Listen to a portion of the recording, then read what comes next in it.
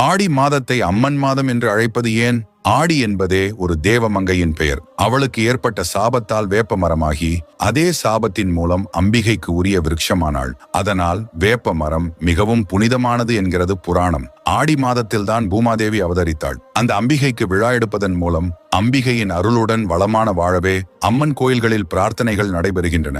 ஆடிப்பட்டம் தேடி விதை என்பது பழமொழி. ஆடி மாதங்களில்தான் மழை பெய்து ஆறுகளில் தண்ணீர் ஓடத் துவங்கும். அதனால் அப்பொழுது விவசாய வேலைகள் துவங்குவதால் விவசாயிகளின் இல்லத்தில் மகிழ்ச்சியும் ஆனந்தமும் குடிகொள்ளும். இம்மாதத்தில்தான் தன்னிரு திருக்கரங்களில் விவசாயத்திற்கு ஏற்ற கலப்பையையும் உலக்கையையும் கொண்டு விளங்கும் அன்னை வாராகிக்கு உரிய ஆஷாட நவராத்திரி விழாவும் கொண்டாடப்படுகிறது. பண்டைய காலத்தில் பஞ்சபூதங்களை வணங்கி வந்த போது மழைக்குரிய தெய்வமாக போற்றப்பட்ட தெய்வமே மாரியம்மன். பருவ கால மாறுதலால் ஏற்படும் வெப்பசலன மாறுபாடுகள் காரணமாக ஏற்படக்கூடிய அம்மை நோயை தீர்க்க